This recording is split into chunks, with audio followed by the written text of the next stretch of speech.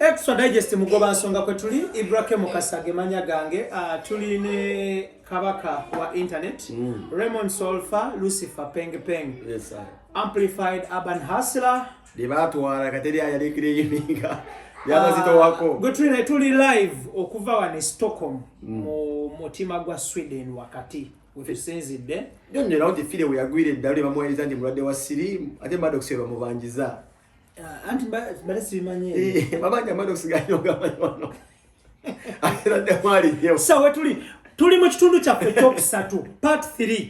Ekitundu kyaffe ekyokusatu kino tutunuulira ebintu bya shaitan ebyo ebyamasanamu.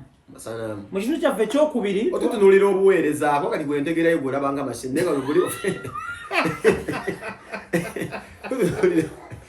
ali katize sisobola kangu ekyokulabirako ekiri simple sisobola kuyita mbizi nti nte oshageera babasomesa okugamba ekikopo kiyite suwaali so kati obuweereza buli eno waffe eyo sibumanyiiyo naye bw'onaa bunyinyonyola nja kubutegeera ate amaanyi g'ofuna okubanga tolaga obutali bugativu nange gendina okugamba oyinza gayita mashaddamu wabwe tuli mbuweereza.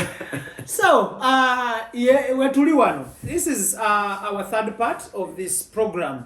Mu kitundu kyaffe kino ekyokusatu tutunuulira mu kitundu kyaffe ekyokubiri nga kiggwako wali twatunuulidde erinnya Lucifer livaawa. Lwaki Penge Lucifer? Kyekimu ku bibuuzo ebibadde bibobya bannayuganda omutwe mu diaspora ne Kampala nga baŋŋamba bw'osanganga Penge Penge mutubuulize erinnya erya Lucifer livaawa. Lucifer. Ekitundu kyaffe ekyokubiri nga kiggwako atunnyonnyodde asisinkana atya omusajja Omunamibia eyamukwata n'amutwala e Cyprus ne bagenda mu mugga ogumu ne bakola emikolo egyakolebwayo eyo ebintu bya shiriki mu Busiraamu tubiyita bya shiriki tubya shaitani. So Penge mu kitundu kyaffe ekyokubiri nga kiggwako badde otunnyonnyola you're talking about omusaayi oyogedde ku musaayi gwa kapa oyogedde ku maanyi ago ag'enjawulo agakufuula ow'enjawulo amaanyi ago agakukozesa ebintu eby'enjawulo n'endaba y'ebintu ey'enjawulo. Out there people believe nti eddogo teririiyo. Out there people think eddogo gyeriri. Out there people believe nti eddogo gyeriri. Waliwo n'abatabiwuliranga nako. Katiibula kankusese. Yeah. Era omuntu awakana nti tewaliyo. Era nze nja kusala nnyo ekirimi ogamba mu ddogo enzikiriza. Tukitanzikiriza ebigo bimanyi mu shayitaani ddogo. Eyo muwakuza ntalo mu bantu naye tuleke. Omuntu yenna akkiriza awakana nti teri nzikiriza bwekyo ejja n'ebintu ebimu. Aliko ekikyamu kino ku mutima oba wammanga. Once the brother, I knew I was good at what I was doing, but I needed like an extra extra power, extraordinary power. But spirit in the spiritual world, similar just endorsements and think what they said. I needed something like some spiritual strength. In a certain space, and general. About what I'm so about how for how long can I take this kind of thing? Again, I'm gonna sting up for how long? Sustainability. Definitely. Niceness. How when Wagarida was singing that day, because I was wali boget David by YouTube, but since the power in time. We never said no go get a bit to I can't do business. So we can do some simple network to watch to a chirocho. Or to many Raminamu, no matter what you got to do. Thank you. What you know is that going to your program made about Obama about America. Tewajja ko nyonjoza balina okulaba videos abayitya namukaka gwe kyo wakitegeezo bakyo bwezane kubanga balaba videos jono tukyalira. Thank you so much. Tuli wala nnyo. Tebalina kulaba awo. Nkwebaza nnyo kulaba ng'ontemeddemu. It should be beyond the box. Ogambe kagambo kikali. Sustainability. Nice. How was it going to be sustainable? Omanyi wakikamino wasanga ntankuba. I don't know. Na kodi zilinganya ze namugamba. Ate nga yazegezaako ne kigaana. No matter how much I diss Jose Camillo, kukodi ze namugamba. Kaso nakunteeka kola. kuba manya how much he loves his family. Bayinza okugwawo. Nze namugamba kodi ndola nakola video nga zawo mukyali yali Sunday slept at my place. Nga nkubira ekifaananyi. Kwa we went live with Jose Kabila. Ndigwe teweebuuza ebbanga yanyogedde Kabila n'ekigambo. Wacha alina okulaba nga ndaba at the end of the day. Talina kyayinza kunkola kuba amanyi what I stand. Namuwa kodi yes nazitegeera nazogera bwogezi kuba yakigezaako kino ekigaana. Ne Diamond ye agirina kati ne Bana Boy.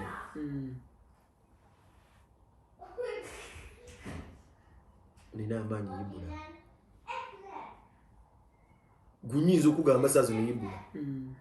Nze ennyonyi gy'olinnye muyinza obutaddayoka. Nga njagala just oboba opakanya ko Big Bryant ogenda omubuuzeeko ne muwala we Vanessa. Ajja kwaniriza mubitiibwa nti wawakanyiza omusajja Ibula have extra strength nyinza okukola ekima kyagamba Ibula togenda kuva wano Sudan. Nze gwolaba nene kwenda predictinga birth death ne corona mu inviting live enkera nga genda kufa. Nenga basajja bangambe done ncha ebiso ya face mbayo. Aleka nnyo ku internet. Nenga sina we mugamba naye nange mama wange ali mu sababu. Ali mulainiza apaka ihula kati ze mugambe ki. Ndio akola video tujikola ekyane bamu. Gulde na linchi man. Nze nasoko kugamba ku Bobby Wine wano bagenda mu kuba amasasi namanya nti kawate yafa. Bonna Penge said it yesterday. Penge said this was gonna get kibona ne bajja. Kazi asa zenina code. Kamili kaya ajimanyi. Sitosola kunkwata kulimbula. Nzwala omukazi yapuma ku internet mugamba omuvumi n'ogenda kufiira mu omwana. N'afiirwa mu omwana with a straight. Kummanyiira. Nze banzira mu comment. Nze gwenzira mu comment ngisangeyo. So ebintu byammwe bye mukiririzaamu bibateekamu embeera yakuba ndi mutiisatiisa bantu kuteeka bantu ku bunkenke kugamba munundi tonzira tobangambye abasajja ab'omanyi abakanga eggwanga ku internet Uganda kati saawa zino abaliko bawezeza yadde emyaka 4 nze ndi mu 15 gwetotya njibaddewo nte naye ng'omuyimbi akuba oluyimba najja n'abusanga mbundi ate abadde n'enkima afunye accident onaye nazikira nti wunaze moza radio wuna tofunya yine simanyi nsukula seminti n'afaayo gweri n'enkima y'embitoogo taddanga mukulabika mwezi 10 n'agweri naye gwe teweebuuza Ibula akasajja nga kakubye mu mundu lasita mwana nkubuulira nze nalina okwegema ng'obudde bukyali nkubuulira ate kwegema kwa wano Zokugema ko negema ko kwali just kwa diploma. Having a stable family, maintaining my name. Just wala mukubuja nasababu wangazi. Okay, kati Penge tutunulire ebintu bino bye mukola. That where you subscribe to.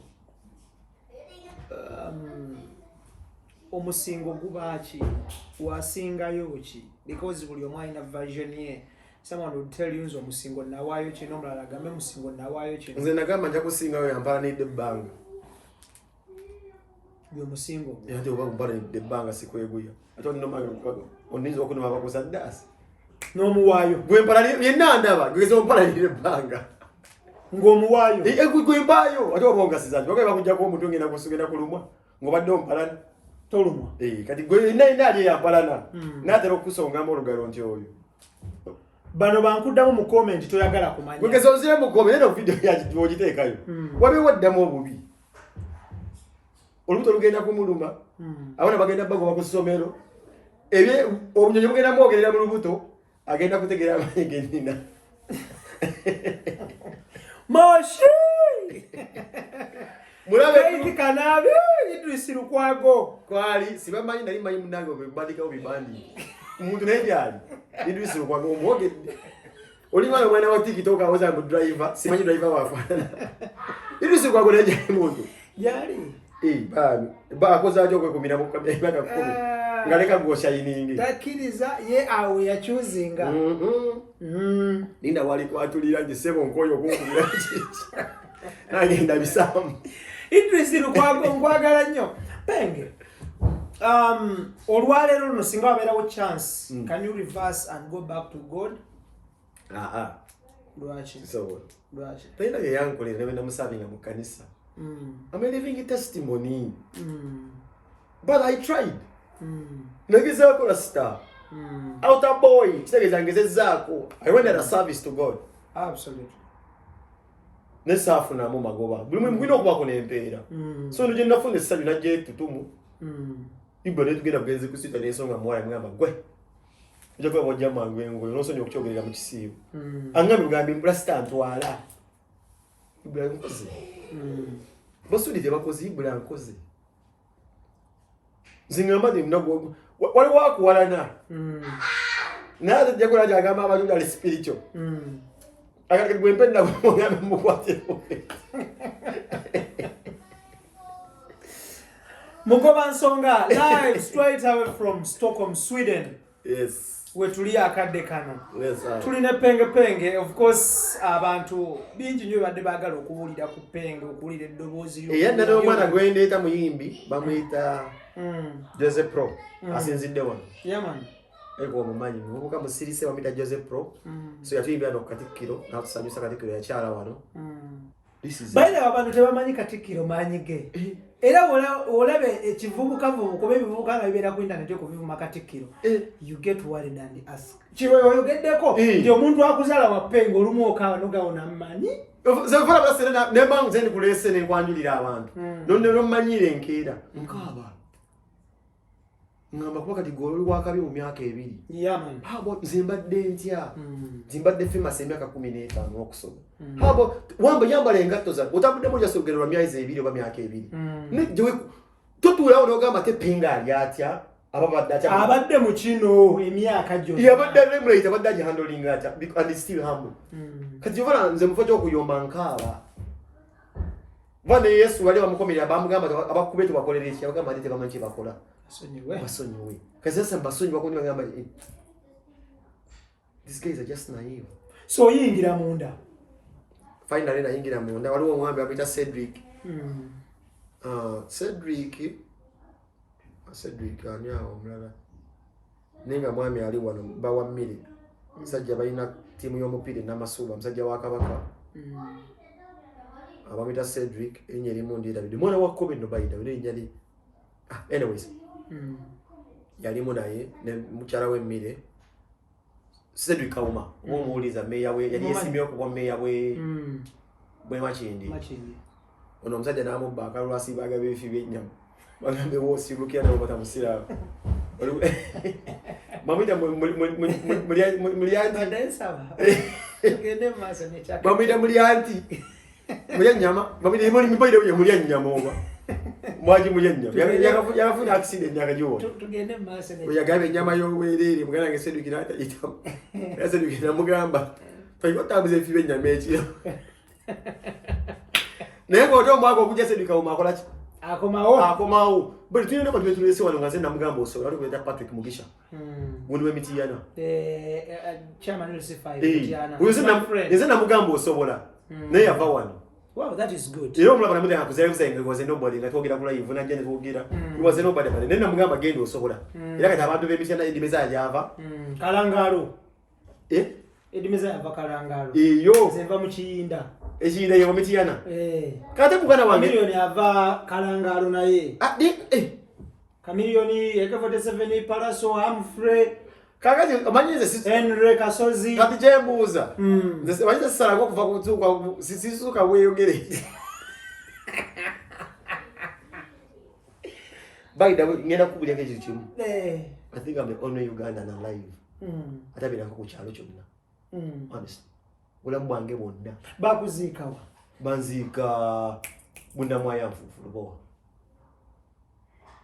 Kyechalo kya Entebbe road kwenzaliddwa kwenkulidde batata baffe kwe bazalidde kwe balabidde ba mama bangi kwe bekwanidde kwe baziika side zaabwe zonna nze sisukkangako bweyegeri I don't know how Jinja looks like sigenda nko mitiyana sigenda nko mubende sisakira nkola ensukka bweyegeri my life so simanyi bintu biwulira my entire life kyanga nva Uganda siba nko mukyala wanza omuntu lasitango inawe wava n'oyingira n'osalawo n'otuyingira mu ffe nenge gyenkulaba nenge jengula kasoba ngavao kalibira nenge jengula bamukuba ila watweziga mbwemizi I know era esagera era adabalengamba I know. Si munnaffe wakuba. I know.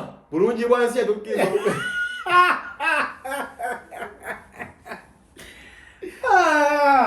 Twali badde tubasanga wa. Naye obuzibwe tulina. I know. Olw'ekisa kye tulina kino, buli omu munzikiriza ye. Olabira ddala nti ono yayitisangabo yajja wano ebwegiri ewakateesaawe bamuzaala. Kireka n'awaguza n'atuyingiramu. Zoba zero omuntu nga wasala awo. Naye ng'egye nkulabamu yogera ku nsonga ze waffe ez'omu kibuga. Tofuna. Moshi! Kuma batafuna.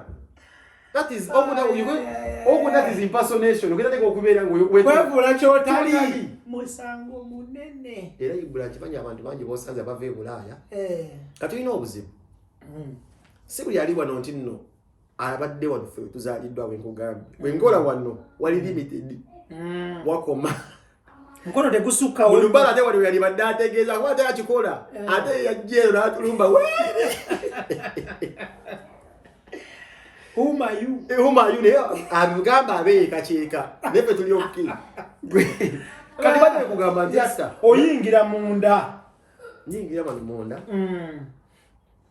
Mbazira Joseph abaako n'ayogera abakyala abo ab'Obuganda bali balina ekitabo lyayingira tight security was there. Lasta nalaba abantu bapangiso baba Nigeria nga babode order. Asembira Katikkiro za kuba. Wow. I saw what they call nalaba security ya Katikkiro na jiti ya mwana mwana. Abantu bayiwa umubiri nga abantu bawo bengire bolaba. Is dying. Are you willing okufa wa Katikkiro? Asifuna zinafsa nagamba what the fuck. Tugendo ze Katikkiro yanzibula amaso minone mingi. Pyo natuma nengamba fa bogezi. Twandisengejeze bitugera ku bantu abamu ebisere ebisinga. Wandebuzaake ngira abamu gye baba passive nga mu society gye baba twala. Before nga tonna bakola ataka yonna. You're right. Katikkiro yambi kola amaso ngamba wow. Omuntu abuzaka simu n'amala gogera ku muntu w'ekitiibwa bwa tamanyi nangeri muntu ali willing kufa. Kuloyo muntu. Kati nakirabya Katikkiro nga zewa brother. The environment was so spiritually. Sinza nakikunywa mwana nalinga ndingo omuntu ali. Sijagamba I was empowered with some spiritual powers, but I was possessed. Nalindi omanje kunnyonnyola ente naliko ekintu muntu full of righteous content nga mazima gennyini nga sandabira ddala mwana wano nyingidde mu butuufu. I shouldn't have been this kind of imaginary figure gyewalaba ku Facebook nengamba ABCD causing malicious damage. Bana Uganda bw'okwata omuzindaalo okwogera endulu yakuba nnyo bana Uganda basanyuka nnyo olw'ebigambo ebyali bikuvaamu because basuubira kirala wakola kirala. Kituzeeyo ku kiwasooka okwogera mu kitundu kyaffe kisooka n'ogamba nti nze omuntu ayinza okuntayiminga bw'ati n'enkola bwe nti because nsooka kulowooza nga naakola ekintu. That has been part of my defensive mechanism okwekuuma. Yes, and I don't want to sound like something sounding anga omusirwe mwana baganda abagaye mwana guy musiru guy is a retard. Chibaya again. Why you very only communicator? Yeah man. You understand? Between you and me ochimanyi bulungi nnyo nti wabantu boweleza kitegeeza nti bonna basinga entegeera. So wewe consuming a service yo najo oba wadde. So you know my chile kintu kimu tomanya nti oba they have been just born. They felt pretty character. Bajagala nyo baji welcoming. So they became ardent fans or followers of our subscribers. That's what okujja nagamba nti without Ibrahim kitambudde kitya Extradigest mugobanzo. Wanze nange I'm always hooked up ku YouTube channel kwamba ngenda kusanga kano yo omusajja azanyuse nnyo bamuyita atunda ebinzali Dubai. Yani alage ngato nagamba amazizaawo ono munakatemba kansanyusa kasebbanga. Atunda ki? Atunda bunzali si atwale emmere n'agitwala Dubai. Nakwagenda sola gagala kwa kutwala mu community enchamu.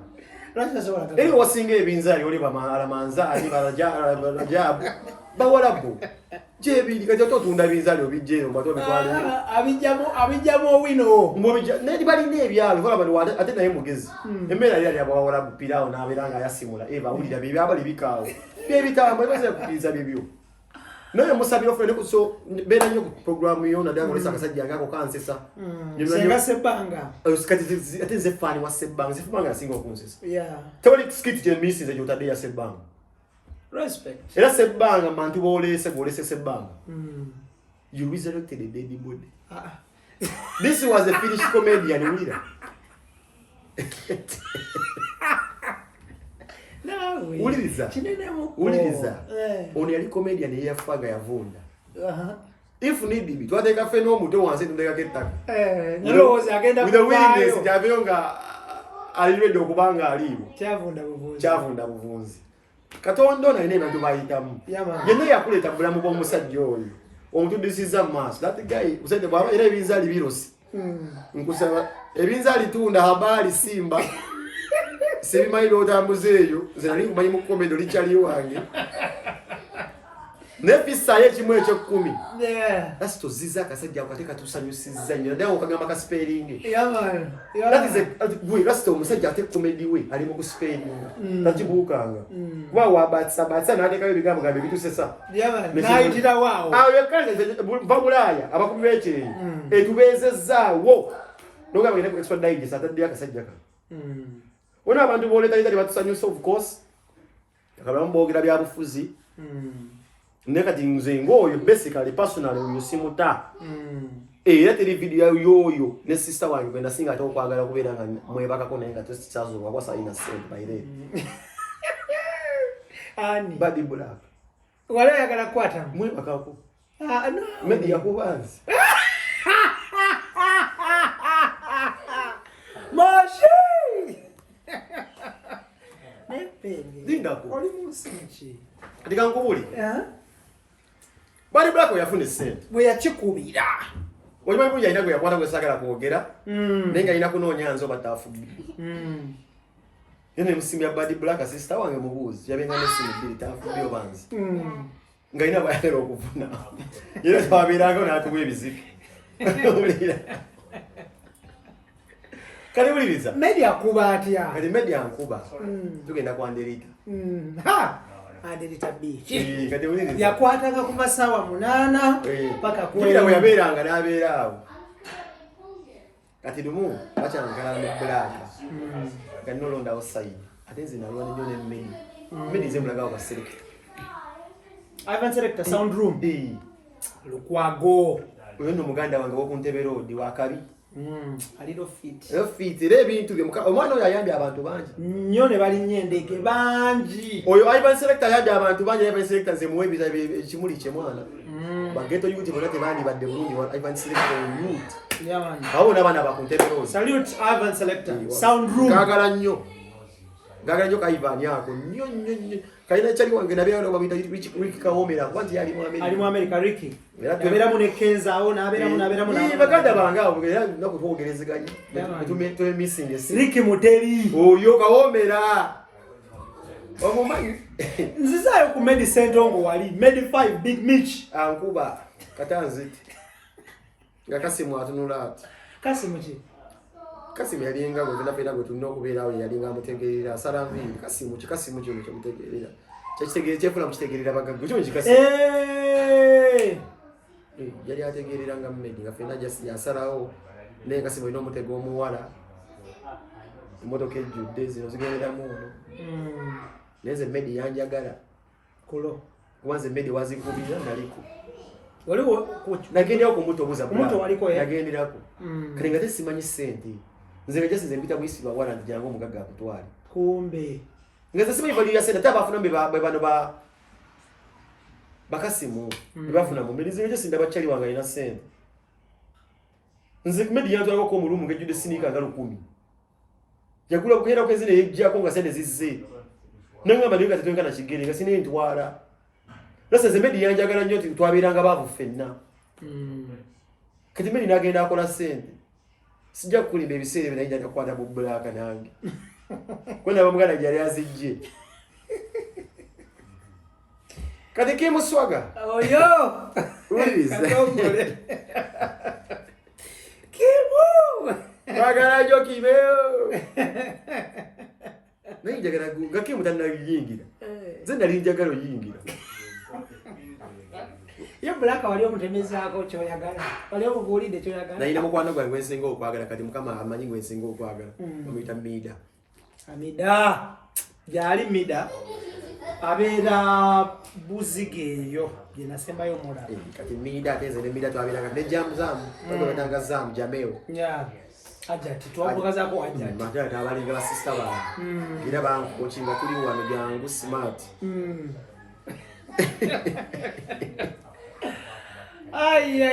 omulaba bamuyita Rashida Masudi naye kati oyo juki ate yali muganda wange ono abikola bino Amtegenda ina kaduukira akola ebya of course kimala nengo mutegese kimala wewe wacharochi wacharochi wangambe ebintu bino tetubisalamu so saagala onjogeze leo kizana fa masaka okasala wati madesa tugende maaso ku black wali tunachika Masudi au na walinga bo sister bwana mwagala nnyo nenga kagala mwana jino musasi Ibazila was one of the most handsome guys in Uganda. Nkuze bukuzi nasibange ebiswahili tokumanyi nga kizibu nnyo okongana mubulingeri nkuze bukuzi okubeera omulasa nasibange obuswahili bwange ngira bamida bamanyi weno bino ya mumana ngali katono bwenti naye nga muganda wange nze maiko kashaija yagenda okujja okufuna natacha sindayo ku kyalo kyafu engayi omunyakole ngagamba nti kyahwa ngaya ngere mutata we Natasha dele ino Uganda ku mama wange Tarazizi musajja yali munyarwanda Tarazizi nawo stawo ngere mbaino so media kubira wa akubira kwa Nderita bali bamutegezezaako kati ze black yainanga hali ya era sister video nagenda mu sister jukira bingi neka nchikwatulire kuno kwanze sikimugamba nzaza ntwalanga muganda we bad black nete siwe chi nze nina mwegwaniza ay ulusonyu I know nzule baga black ngamuyagala kubera mutwala mbuli ireze ndera bango olumvuka gwayagala oyani ono wenvi asha nze nina okubaho nenda sebo oyita ina linnya nze nina linnya Mama Jona yebula kui ajiba biye bali black muliamo yali yanda manga muganda wo nende nganze mulindi ngamba mpako I know ndabyenja wofukisa ngane wandaga unekwekwezaawo alai kadasanga mukazi mugagga nganawe ngeja commandinga mu byabanga nabatenga ze bachali bagamba salu babavumu ngeja abavumu nga balina okubeera omuhalija kuba omuto ye mukazi ke yandaga kyayita leadership ya commandinga amajini ngate bonna bawulira ate nga bassa kimu bamunyange kyamubeera bombambula mu botiki oyo Jesus wabo wala bamusuli andi yabeeranga waggulu awo ku Zainabu awo n'olaba emisinde bakashiruka jamba yuko tubireke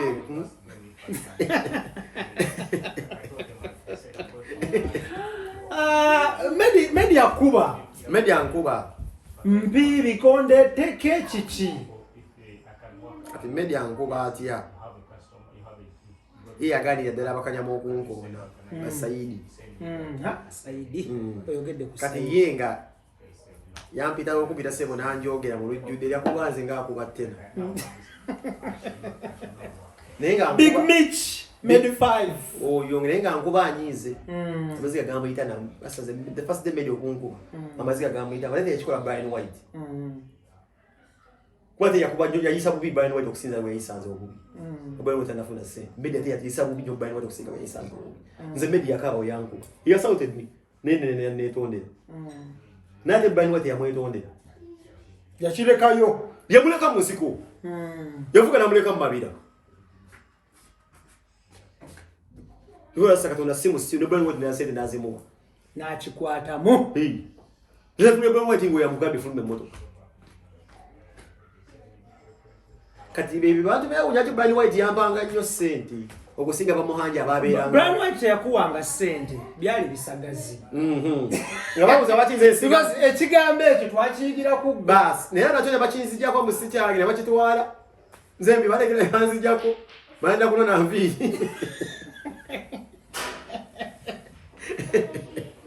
wama Bula White bwafune sente yanoonya be baatunyanga nga tulina mukwano gwaffe abagagga nanzijjukira nti bamufulumya bamuasange bafulumya Brian White mu mabira yali akoze eki kati Brian ababino mbyogere nebino ngenda bikola mbukozi bwenti nzo manyize umuntu gwenja singo kuwa nechiti wakati Brian White. Salute Brian White.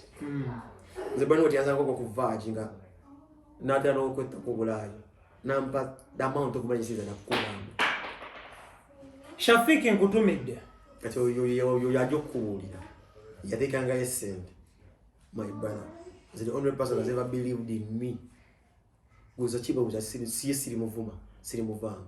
I love Brian White and I still love him as a brother.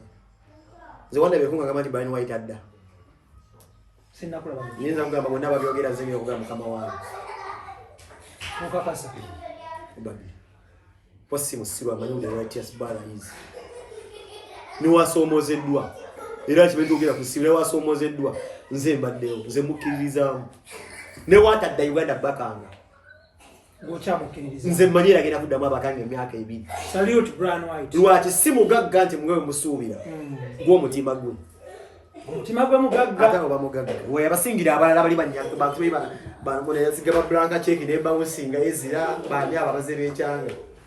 That man is rich omutima. Nze mbulamu bwange Brian White nizo okuterawo ne bankuba essasi oyo kyali ibula abantu bayizo gamaze ko Bobi Wine ndekayo omubiri so ndeka omubiri ku Bobi Wine zili Solomon Brian White ndekayo omubiri that's depression yankuba. I checked in ne male emyezi 8 ngakola video zimwe naje zivudde nenga lasite nkubi ngazira buziwete ku kisenge ne njogera kabasikiza amasimu mufaka tetubenda mu yaja kubuli waba manyizo okwekola ekikyano lasa ngampeza ne gwange bakimanyi muno uli depressed muno ne kula video ya depressed ne bakitegera. So this is the problem abantu abachasing numbers. You have to be careful. Nze mbadde popular asite tutumule lindemo ku maintaining. It was too much for you. Nako kulasa ngajwa pills okwebaka sleeping pill ulamba gwa sleeping pill rasta oba mwenge weno kunyo mwenge okwebaka kumulembye bakiriza mwenge yo driver bakusanga wenyini ngonye domene bakawunyamo yo like losing a driving permit sinyangu yakuza atojiddamu jijugo bakolo bali myaka 5 era sabuze mbadde omuntu abantu balina badde bane owaga yamale mavubu ko nabadde watya mwana nange nsomozeddwa akokombulamu like any other person I know. Kadasa zeyambere ali Brian White yansanga standing and something drastic chane sinza na kujukira zina lebero that's why that's say I personally believe and umuntu asobola okwetta yeah and all of that cemento not cemento people give up fights. This when I was this close of giving up fight young. Family wise wanga mugugu mreni gai yagira mukasera akatufu nga nemereddwa na kuwe bisagazi ate nga tabimpa kungamba lasta nga musajja agamba nonya nyumba kanje nonyeze sene nazi kunonyeza and I'm talking about rasta millions suke 10 ngaziwa onze mbira so I can shelter myself and the kids no dengo nga bagamba Shafiki Sambo nagwe ddalu ngende kuliazi werezi. I've never seen a man who listens man mind a certain point atana kugamba Brian White alige jagara kunzi nattako because I've never seen that kind of generosity not at that level. Well what ugamba yes obesity and obuzito kwange bukoma wana and start engage. No, this is extremely insane. Ngamba omuntu akuwa notukana ndego kwebuza nze namu dizachi ngate kiriwo absolutely kaze Brian White yajja rasta nenga mbona guy yani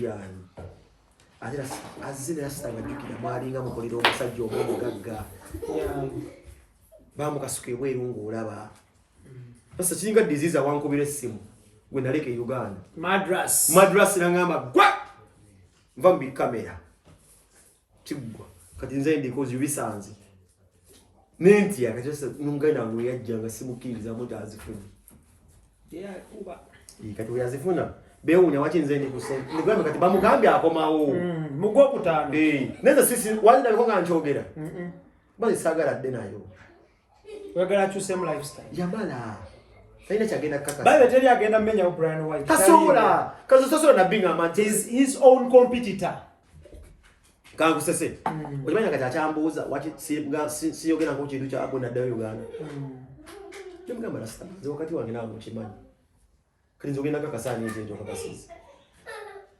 wabula tewali nagamba tolinga but then bagoga wala bachogereko zino abantu abapa kandi Brian White ajayaze umanyi cyo batajje ne bakola video the return of Brian White kuma cyato kwa nayamba umuntu nakera kwa cyana na rezigeni gakira kwa the return of Brian White jazenda ko guarantee jaddabi no naji kola bannozi kati sima ko video ga Brian White ajje ne mubuza jaddi ne information yayita because abane Uganda mugula buli ekijja abantu bakola zi video bamuyingira nenga ze nchima itagenda kunji era mze mmanyi ekitufu kubula nize mmanyi ekitufu usase brother kiche ugambe ndachira loita Jordan ate itandaba muyibe byalinya yangamba ndi kino sebo gasiya gwe tirira nja kusamba nempulira nzokutandika okukola rasta ngawe nakunyolera life yange alinzibo wana nasanga abasajja abanjagala ngazo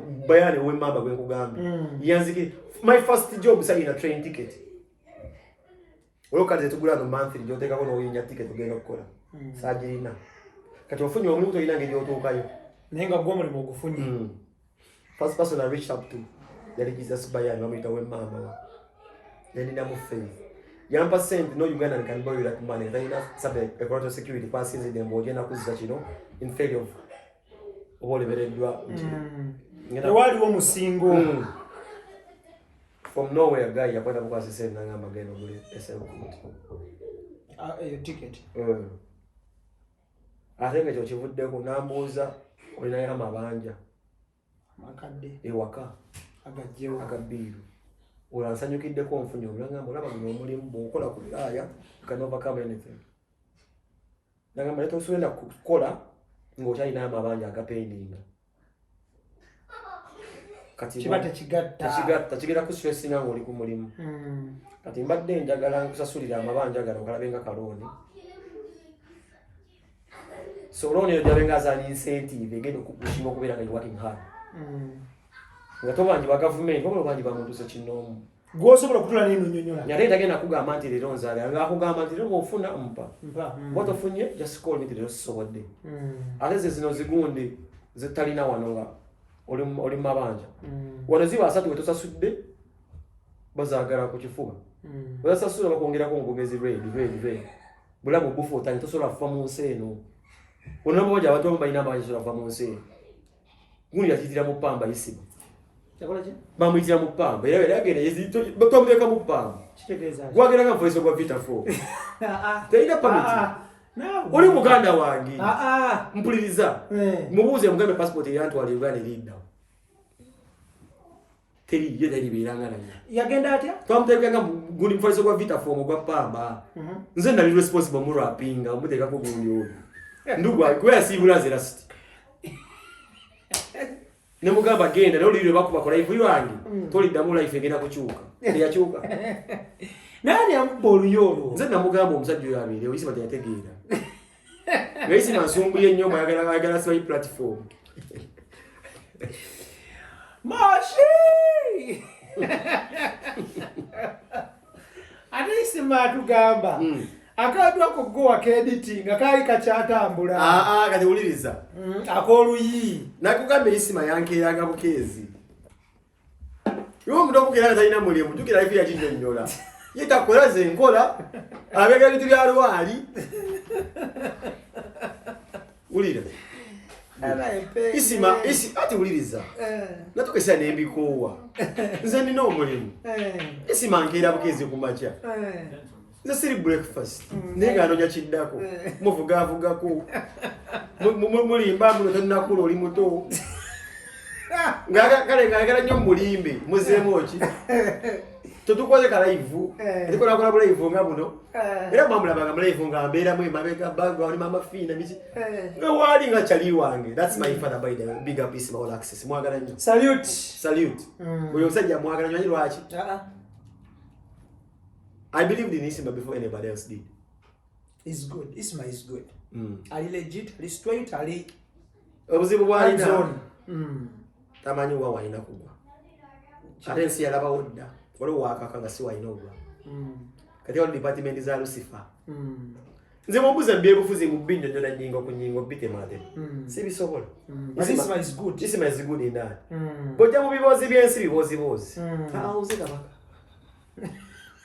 era yachimanyi era dda wanula babyogera ka character ya penga akakasa kola bwati awoninga abantu awuze musawo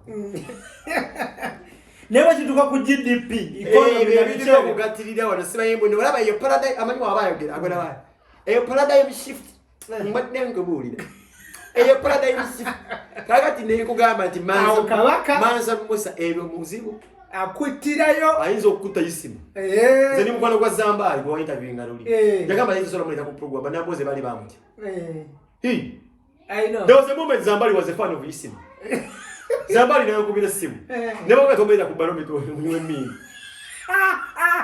so give me credit mba credit kuri ndaba mu Isma Zambali told me namboze amugamba toleta Isma bamuti abo ndabona yaraja bakuba bonna kutaka era Zambali ngamba why go lete chokola soko tubuliri wamma ngoze byo kirete oba kubira kanti wabire cyo ngamba Isma ndimuteka wao soko leke tsoka tulabe kati okuzibwagira kwani yakwata akataleke emibuulo neta kafunyemu Ramiti Miles oyo Uganda wanga nange Muganda ayitagedde webulo mwagala nnyo kati Ramiti agenda afulira Isma program big up Ramiti Miles respect salute trust ngazigira Isma program but little did he know Isma started running the program in effing nchikudero. One more time. Ononso ni mubangule nnyo. Moshi! Adimayo Moshi. Udinge wetuli. Yaman. Made kugamba. Ramiti program yali. But he never knew. Isma atuka ekiseera. Nga yenna nyini programming. So literally you're taking over. Anti labayo. Oba kuleta kisajja ngano kyogera nnyo ekikubera nga kikushatinga down nga kigezigezi nnyo bagamba kiyinza okuva shadowing. Nze nagamba Isma avumbe Bobi Wine. Yes. Yine ku video yakyogera. Nze namugamba avumba Bobi Wine. Bona yimbo sikiza namusinga amaani. Inile to be seen. So no muwa mukogaba. Ngira bala we mugamba kola kino bwe resta. Nze namugamba avumba Bobi. Bona itasura ikuno sapasta.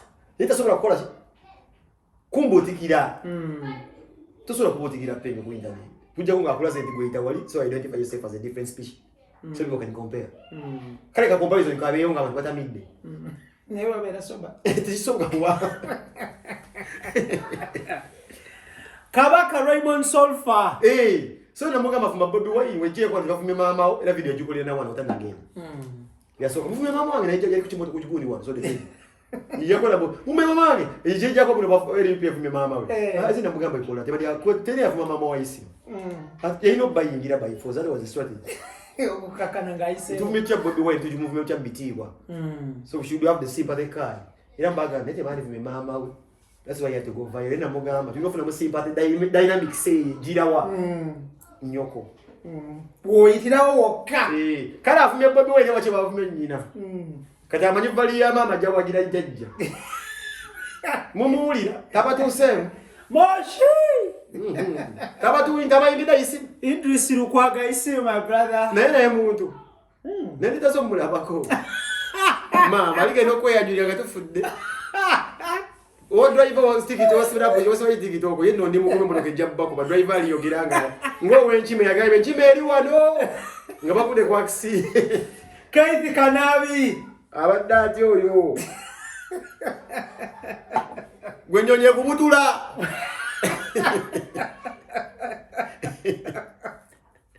jewedira uteko tubabuze ko bannange representative kibera kiyaranyo nayo muto kuri abenga representative mbyo kutambula obo olimba sebo tolina busobozi mwibenge ekintu kyenjala twogereko your picture that went viral ng'ogudde wansi mu washroom. Who took the picture? What had gone wrong?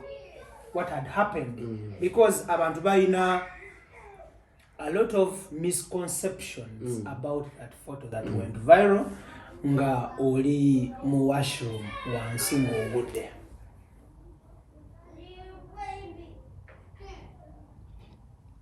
She's over at breaking a little bit. They can't went to kunyonyole mukko. Nze nagwako ko mukwano. Mwanyishi baito mukwano love. Kuna mutima. Ene ndjukira no wala controlling wano. Like what do you mean? Ati ndagame vibe tutsinza. Nkwata ne kujako akasaine ba kapamba kenguteka kono wakange. Nenkasibira ni format of mundu kati omusayi gwe connecting amuchi. So zikali mfuna beep ngo wendira mu distance ngo omuntu azizo omusango wala kutaka kwa berry. Togenda wala berry ya kamva ako. Alhamdulillah. Walina gumena imyaka ebiri. Waina eringa cheap. Imyaka ebiri yagwako bagitwala. Biri bikesi bya Uganda. So kano aganya bugani kogera kati esanyule nina. Mama bana ina chainza kunkola. Nera sitanze kugambe nze muri kwana gwenfuna. Nokuteeka wano bagida kusibidde wano yempeta yange. So kana kantu kali charge yakalina gundi kikalina banchi kunyonyole nja nenga kali kone mukazi anandabira kuno mile kipemba ntambudde. So weka akachiragala. Kitegeza sina kusuka obamba ngenze wala abategera je movement yanga controlling yana ba bitsani. So ndagwa ko mukwano one day brother. Bena kwa mukwano omwana yamenyo mukunima. Asaze bamenyo mutima wano muzungu. Ngana ondeka mbitoke byerugazi. Owa safe njo yawe. That's so mwala yamenyo mutima. Wawa no muzungu wawa. Of course dating muri yange abantu gimanyi yabazungu. Ndebe nazala mpaka nenda funa omuddugavu mu Amsterdam eyo nayina mukonomiza era yesibi nabakiyalina ali kwala ali sasa nange ndiko organic ngabo lya ku organic. So chatunyonyola ekifaananyi ekyo. Ekifaananyi ekyo kyansangire wali wekugamba nti there was a moment like getting depressed. Kubye biseera ebyo Brian White wajjira. Zinaitanga bintu bingi. I have to take a pill okwebaka. Ngado ko isapile yamani okwebaka. Nenge nansi kaba pain nze kabaka. Lasa nganja kujja tune mu video wenti. Wando. Mba nenga ndisali nikubiweke. Bayingide 12 nyata lasa nganda benseri kunze. Nenga lasitanga nino kunywe mpeko college. Ngano kule mpeka nachikole bibanga nabanga this is the byproduct of who I am or whatever I portray everywhere. It is actually toxic. Asa nenda ngokubera depressed asanga nnyo mwenga siya. Ngambira mu nyumba onesibira munga. Ati mama abana bange akizula wiki ngezo zinaina okubera ngamu n'abaana. Ngagamba nkola nganzibwaka. Because omusajja inali responsible so not mwana taina kulaba ngoli depressed, right? No man, the chigwa. So but good enough I created an environment whereby ne distancing amuko n'abaana bange. Of course kulo obulungi bwawe nange because I wasn't mentally stable. I was depressed as a person. Ate physical nyonze because rasta mwana onze manya abantu nagenda mukomera emyezi mukaga. Nawuliranga afudde. That feeling atola abasan umusana sun rays and tola twena chola bane ngole mukaduku nze bulamba bali bakomere site ne wano nayingira mu kumakomera ebyo byenkugamba naye kyenkugamba last omusajja okubera mu komera ate bisere bisinga kitiisa because ne bisira nzina olutule komera my life ready ba komera so ne wanira ne kangambira emva mu maso go mulamuzo bakomera naye chenyizo okugamba nti lastanze obulamu bwange mwana bangi kunyonyolera nti mwana nze my lifestyle n'ebintu byegize ne binekuumidde mu ngamba subhana wa ta'ala mwana Allah nga wa amaanyi laba ne mbera na jimbo kati olaba Brian White oyo abantu bategeera wachi yajje Brian White yazanye nkira nga ntegese kwebera ngenda kwetteeka mu gulwa ngenda committing suicide the only okay baluwa mu bana bayagifuna lead. In fact that day Brian White when I meeting Brian White tubanga togera tanzo kugera mama bana bange yaitazika denge nga mukaga zikobere kwa advice obandi mulala ze Brian White yan saving my life okwera what's ngabenda because amanya ndifunye Brian White saved me from committing murder after realizing tokyafuluma tokyakola ki you're in every kind of stagnant kind of life kati yakuba isima nawe talina kyeyekoleddewo yakuba ki isima nti it's all about the rules nyinza okukutiisa tizenga manja kukuba nondoopa ne bateeka mu kitabo that's a crime rate eyo tekukkiriza kubeera that's a crime record tokkiriza bafuna mulimu tosufuniza kufuna apartment bw'oba ne crime record wa tofuna nyumba tofuna mulimu so accommodation newokolera olaba obulamu bwamu tebabukutte baba kusazeeko owokusuula oyinza ogamba ogenda kuddawo banga tewaliiwo okunoonya ekyokulya n'omulimu bakubamu ennamba ziri tofuna just the life mbanzi mwenye bani wati ajinsanga nga ya cases za mada no kunyonyola ebyomundu biki mada chawa nga kizibu nnyo ngana wange ani yakuba ekifaananyi kye kyagoinga viral musajja yansanga n'antaasa Extradigest mugoba